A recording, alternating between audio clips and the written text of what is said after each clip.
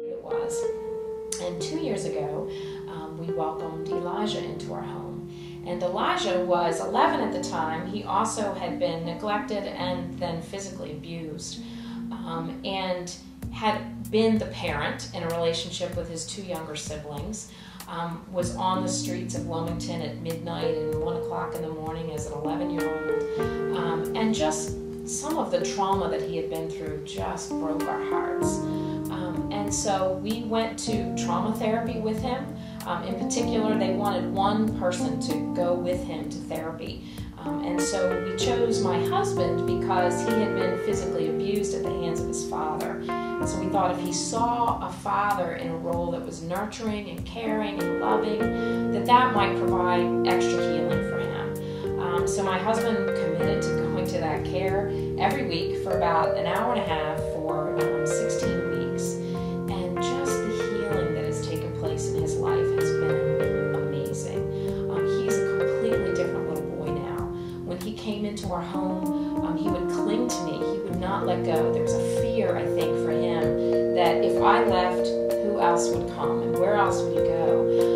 And so we'd go out in public, or we'd go to church, or we'd go somewhere, and he was just constantly holding on to my arm, clinging to me. And now he goes to a place and he knows he's safe and he knows we're going to be there. So he can go out and he can be with friends, and when he comes to church, he hangs out with the youth in this little chapel area we have in our sanctuary where the youth hang out. And he sits there for worship with his other friends, and it's a second home to him now. And he wanted to go through our confirmation process and be accepted as part of the family. And so he was baptized in our church, and just the joy of seeing him accept that as part of his family.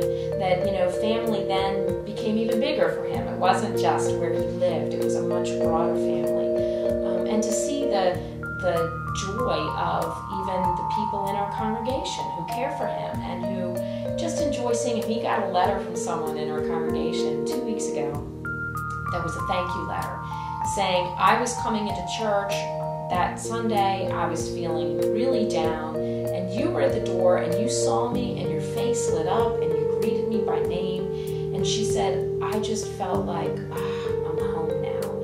And for him to get that letter was just so wonderful, because he went from someone who thought he was worthless to someone who now realizes he has a gift to offer, and that he's a beautiful being that has something special to offer to the world.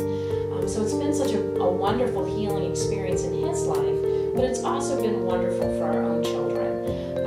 On birthdays, we gather around the table, and the way we do our birthday blessing is it's an open-eyed prayer, and we thank God for the person, and we say one or two things that we're thankful for about who they are. And so we did that for Elijah recently. We have what we call Gotcha Day, and it was the day that he came to become part of our family.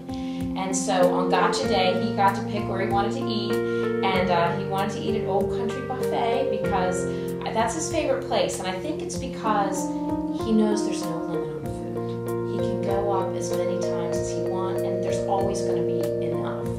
And so he loves to go and eat there.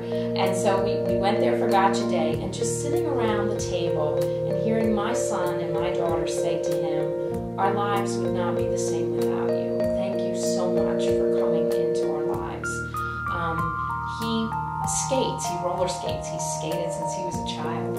And so the first thing he did when he got into our home was he wanted new skates. And so we took him out and we got him new skates. And my husband had roller skated as a child. And so my husband said, I'm going to get skates too.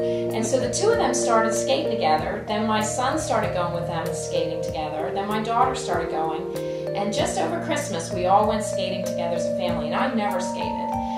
So in a moment of weakness, I told my husband that, well, if you buy me my own skates, I might skate with you. So I've been skating with my husband now, and so I fell and hurt my wrist, sprained my wrist. But that skating has been something now that we can do together as a family, and it's brought a measure of joy into our lives. And he really, when we go camping, we have a pop-up camper. And he's the first one out of the van, and he's the first one to say, I've got this job, or I'll do that job. He just loves being a part of something and realizing that there's a role for him to play, that it's not just you come and you sit, it's that we all work together and that he has value. And so whether it's doing his chores or participating in camping, he's really seen that he does have something to contribute, that there's something he can give.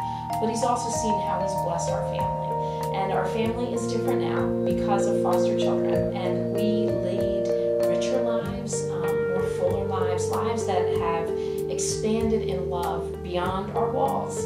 And that's been such an amazing gift to us that we wouldn't trade for the world. Has it been tough? Absolutely. Oh my goodness. We can tell you stories of that too. It's been very, very tough.